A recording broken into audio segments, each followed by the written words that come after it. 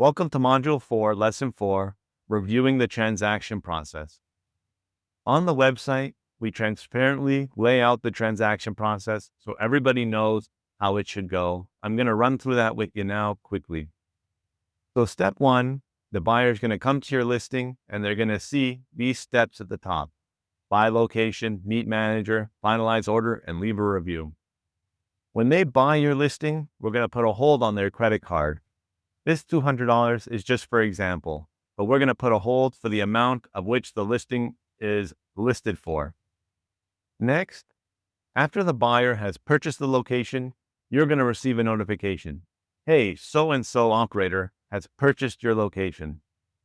From there, you have 7 days to provide the manager information. We give 7 days because once your location is bought, the first thing you're going to want to do is message the buyer. Say, thanks so much. Can I get your availability to meet the manager? From there, you're going to want to reach out to the manager again and say, hey, I have the operator schedule. When is the best time for you that they come by?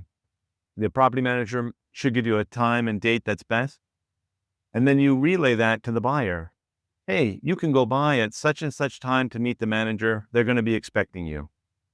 And then you're going to want to click the button, Intro Buyer to Manager. This way, the buyer will have the information and you'll let the location know, great, operator so-and-so will come by at this time. Now, both parties know who's coming by, what's their name, and what's the information, and you've set up the appointment. You don't want to give this information before setting up the appointment, because if the buyer just randomly shows up, the property manager might be like, who are you and why are you here? So you want to make sure that the appointment is set before you release this information. And you get 7 days to do it because maybe the property may not get back to you right away, or maybe you're away for a couple days. So you have time to properly set up this appointment. If you never release this info within 7 days, the order is automatically going to cancel and the buyer will get a refund. So let's say you've set up the appointment and you've released the information to the buyer. From there, it's on the buyer to cancel the order within 20 days.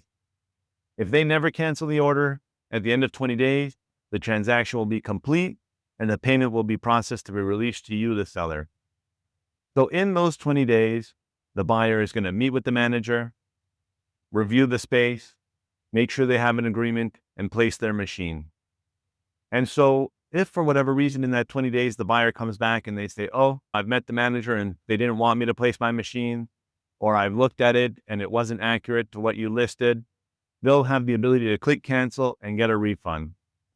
And this aspect is what makes buying on Vending Village so fast and so powerful, that vending operators know, hey, I don't have to dilly-dally. I can spend $1,000. I can spend $1,500 because I know that it's going to work out ideally. And then if it doesn't, I'm protected. Now, if the buyer has to cancel, it's not for them. They're going to click cancel order, give you the info, and request a refund, and they're going to get their money back. And the listing will go live back on Vending Village and re-promoted. But ideally, the meeting goes well, and the operator comes back to the listing. They're going to tell you, thanks so much. They're going to click finalize order, and they're going to click confirm. And from there, the money is going to be processed and released to you. It typically arrives in your bank within 2 to 5 days. After that, both you and the buyer are going to be requested to leave each other a review.